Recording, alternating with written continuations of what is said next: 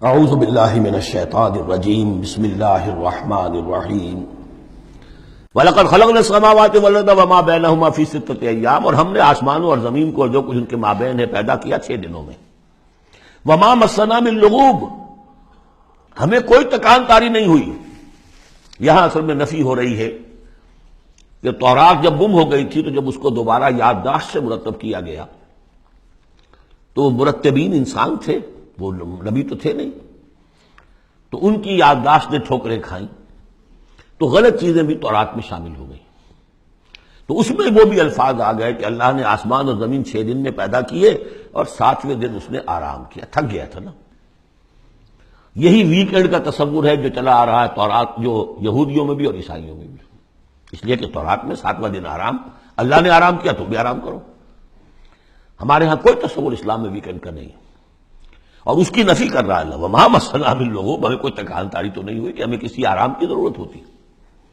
فَاصْبِرْ عَلَىٰ مَا يَقُولُونَ، تو اے نبی آپ صبر کیجئے اس پر جو یہ کہہ رہے ہیں۔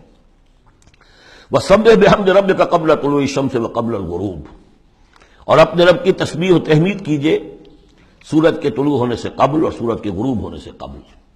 اب یہ ابتدائی 4 سال ہیں جن میں ابھی نمازوں کا وہ نظام الاوقات نہیں بنا تھا، وہ تو 11ویں سال میں جا کے بنا ہے۔ سورہ بنی اسرائیل میں جب نازل ہوئی ہے اور جب معراج ہوا ہے آپ کا، معراج میں یہ 5 وقتوں کا نماز کا نظام دیا گیا، اس وقت تک تو یہی ہے صبح و شام اللہ کا کچھ یاد ہو، یا اس سے پہلے جو ہے وہ رات بھر کھڑے رہو، 2/3 یا تہائی، کم سے کم 1/3 سب، وہ اور علیحدہ نظام تھا۔ تو قبل طلوع الشمس والی نماز ہی اب ہماری فجر کی نماز بن گئی ہے، اور قبل الغروب والی نماز اب ہماری عصر کی نماز بن گئی ہے۔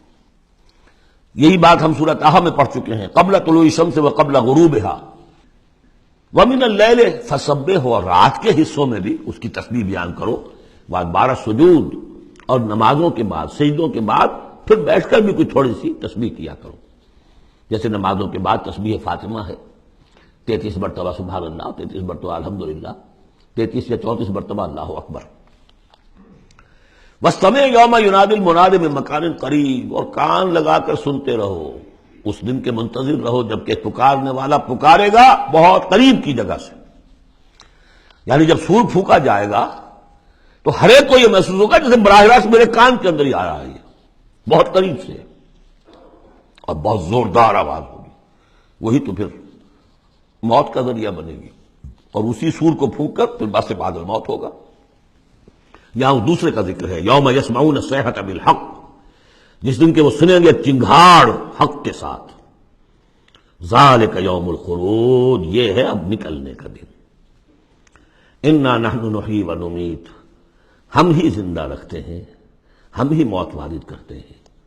وإلینا المصیر، جہاں اللہ تعالیٰ اپنی زیادہ جلالت شان کا اظہار کرنا چاہتا ہے وہ جمع کا صیغہ ہوتا ہے، انا نحن نحیی و نمیت وإلینا المصیر۔ یوم تشقق الارض عنہم سراعا، جس میں اس کی زمین پھٹے گی اور یہ اس میں تیزی سے نکلیں گے اس میں سے باہر۔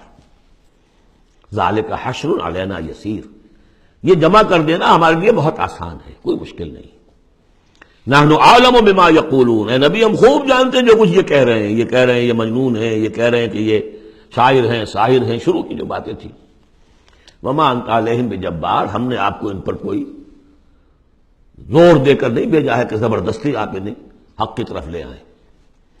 فذکر بالقرآن من یخاف وعید، بس تذکیر کیجئے قرآن کے ذریعے سے ہر اس شخص کو کہ ذرا سا بھی جس کے اندر کوئی تھوڑی سی روح زندہ ہوگی اور احساس ہوگا، اخلاقی حس جو ہے مردہ نہ ہو چکی ہوگی، وہ ضرور سنے گا اور وہ آپ کی اس تذکیر سے فائدہ اٹھائے گا۔ اب یہاں نوٹ کر لیجئے، تذکیر بھی قرآن کے ذریعے سے، تبشیر قرآن کے ذریعے، انذار قرآن کے ذریعے، تبلیغ قرآن کی، تزکیہ نفس قرآن کے ذریعے، اور کس طرح امت نے اس قرآن سے اپنے آپ کو دور کیا ہے۔ صدق اللہ العظیم۔